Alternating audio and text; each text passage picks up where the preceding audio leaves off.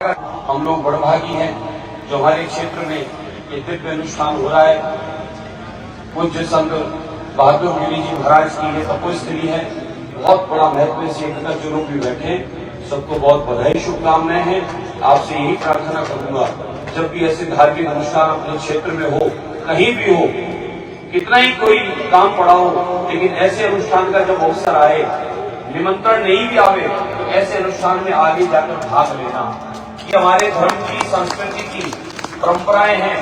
आजकल मेरी माताओं बहनों को मैं हमेशा जहां जाता हूँ कहा करता हूँ कि हम दो हमारा एक, ये चक्कर किसी ने आप लोगों के भेजे में डाल दिया। ये हम दो हमारा एक के चक्कर में आने वाले समय में परिस्थितियां विकट हो जाएगी। लाखों मंदिर तोड़े, मूर्तियों को खंडित किया और दुनिया में चारों तरफ लाखों मकबरे बना दिए। 57 देश चादर वालों ने कब्जा कर लिए और 57 देश चादर के हो गए, उन लोगों का कब्जा हो गया। और आप लोग, हम लोग जो बच गए वो भारत में बच गए, जिन्होंने धर्म संस्कृति को बचाया है, लेकिन और बचाने की आवश्यकता है। हम दो हमारा एक, ये आप लोगों के भेजे में किसी ने डाला है। आपकी संख्या घट जाए, आपकी जमीन जायदाद, खेत खलियान, आपका व्यापार, आपकी फैक्ट्री, आपका दुकान 15-20 साल बाद वो आके कब्जा कर ले और खा जाए। इसलिए आज यज्ञशाला की हक है, आप लोग सनातनी लोग हैं सभी, और सबकी जिम्मेदारी बनती है अपने धर्म की रक्षा करना। अजमेर से एक बड़ा और सियासी तौर पर गरमाने वाला बयान सामने आया है, जहां हवामहल से विधायक बालमुकुंद आचार्य ने जनसंख्या, परिवार व्यवस्था और सामाजिक संतुलन को लेकर खुलकर अपनी बात रखी। दक्षिण मुखी बालाजी हनुमान धाम में आयोजित एक धार्मिक कार्यक्रम के मंच से बोलते हुए आचार्य ने हम दो हमारा एक की सोच पर सीधा हमला बोला और इसे भविष्य के लिए खतरनाक करार दिया। उन्होंने चेतावनी भरे अंदाज में कहा कि अगर समाज इसी मानसिकता के साथ चलता रहा तो आने वाले समय में हालात ऐसे बन सकते हैं कि हम खुद अपने ही देश में अल्पसंख्यक हो जाएंगे और चच्चा बहुसंख्यक बन जाएंगे। उनके इस बयान के बाद राजनीतिक और सामाजिक हलकों में चर्चा तेज हो गई है। अपने संबोधन में आचार्य ने सिर्फ चेतावनी ही नहीं बल्कि एक नया नारा भी दिया, हम दो हमारे दो, चार होने दो।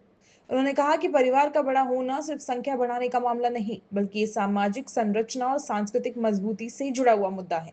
उन्होंने पुराने समय का उदाहरण देते हुए कहा कि पहले 10-12 बच्चों वाले बड़े परिवार हुआ करते थे, जिनमें चाचा ताऊ, भाई बहन जैसे रिश्ते मजबूत रहते थे और परिवार एक मजबूत इकाई के रूप में खड़ा रहता था।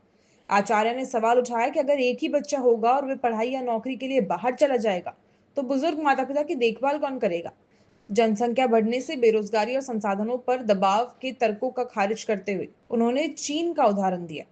उन्होंने कहा कि चीन की आबादी लगातार बढ़ी है, लेकिन इसके बावजूद उसे अपनी अर्थव्यवस्था को मजबूत किया और दुनिया में एक बड़ी आर्थिक ताकत बनकर उभरा है।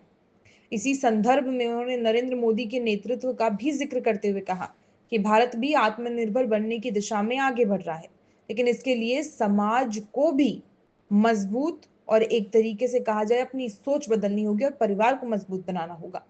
आचार्य ने यह भी कहा कि अगर परिवार में सदस्य अधिक होंगे तो अलग अलग क्षेत्रों में योगदान देने वाले लोग तैयार होंगे। कोई सेना में जाएगा तो कोई पुलिस में भर्ती होगा, तो कोई खेती किसानी संभालेगा, तो कोई व्यापार करेगा।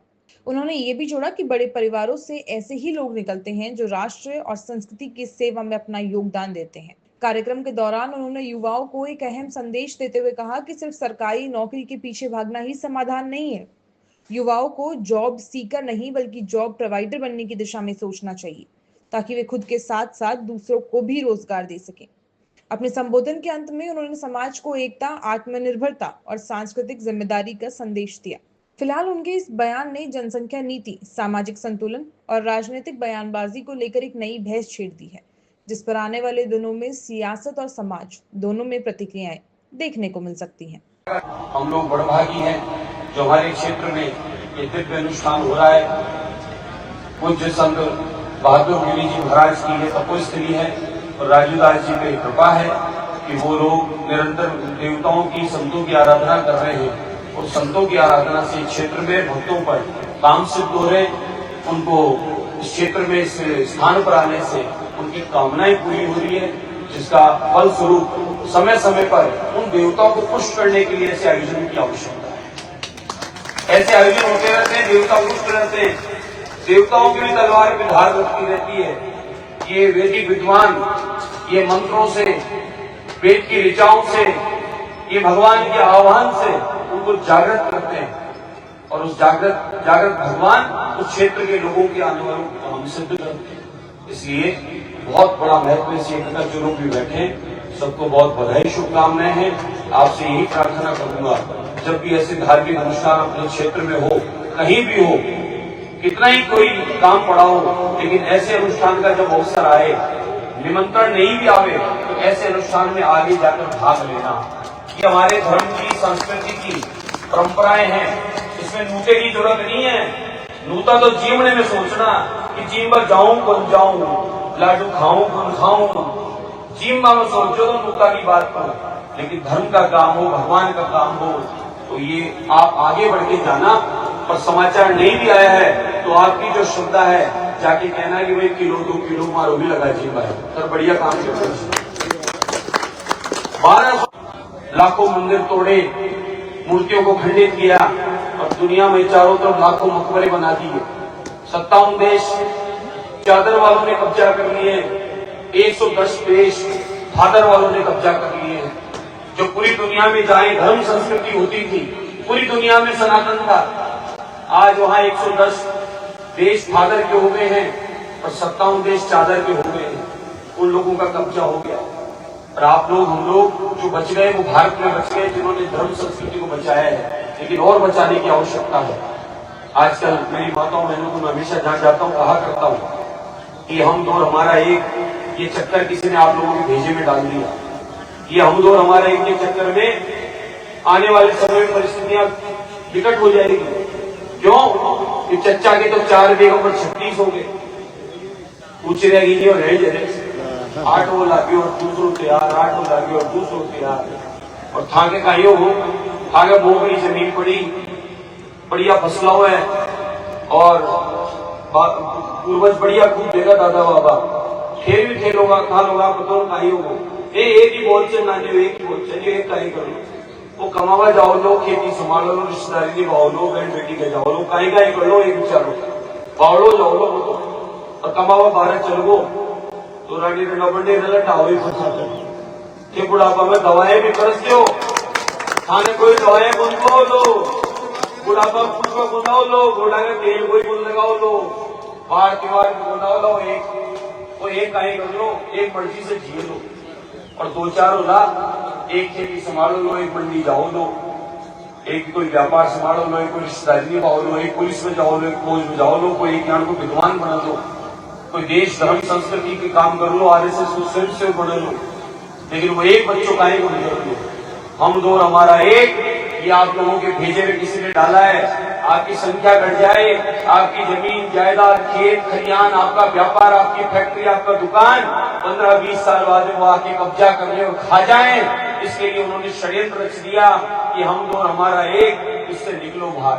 हम दो 2-4 होने दो, 2-4 होंगे, परिवार समृद्ध रहेगा, 2-5 बहन बेटियां होगी, घर में आनंद होगा। आज भी आपके यहाँ बहन बेटी आएगी, आरत्या करेगी, आपके उत्सव में शामिल होगी, अच्छा लगेगा। 2 रुपए धर्म के नाम पे जाएंगे। इसलिए आप लोगों से अनुरोध करूंगा कि नई पीढ़ी को समझाओ और हमारी संख्या घट रही है उस पर भी विचार करो। परमात्मा ने सबको हाथ दिया है, कर्म दिया है, भाग्य दिया है, हम काम करेंगे, परमात्मा हम पर कृपा करेगा और हम घर में 2 होंगे कि 5 होंगे, 10 होंगे, सब चारों तरफ से कमा के लाएंगे, घर मजबूत और समृद्ध होगा। इसलिए आज यज्ञशाला की वक्त है, आप लोग सनातनी लोग हैं सभी, और सबकी जिम्मेदारी बनती है अपने धर्म की रक्षा करना। एक अपने क्षेत्र में भारतीय देसी नस्ल की गाय माता, इसकी बहुत कमी हो रही है। नंदी महाराज, शिवालय में नंदी महाराज को तो गुड़ चिपका के आते हो और नंदी महाराज साक्षात जो घूमता है गांव ढाणी में उसको लट दिखाते हो, ये दोष है।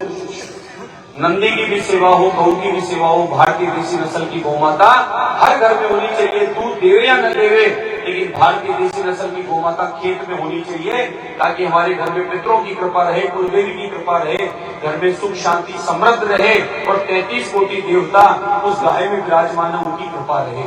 इसलिए भारतीय देसी नस्ल की गौ माता की भी रक्षा करें, यही आपसे निवेदन करने के लिए आया हूँ। मैं सभी संतों के विद्वान आचार्यगण को प्रणाम करते हुए यही अपनी वाणी को विराम करता हूँ। निमंत्रण तो 11:15 का था, लेकिन 11:15 पे पुष्कर जाना है और उसके बाद भीलवाड़ा चित्तौड़गढ़ भी जाना है, इसलिए मैं क्षमा चाहता हूँ।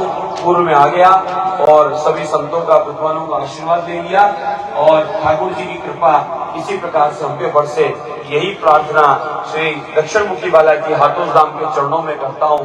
बोले बालाजी महाराज की, हाथोस धाम की, ग्वालिया बाबा की, बहादुरपुरी जी महाराज की, सभी संत भगवान की जय। जय श्री सीताराम।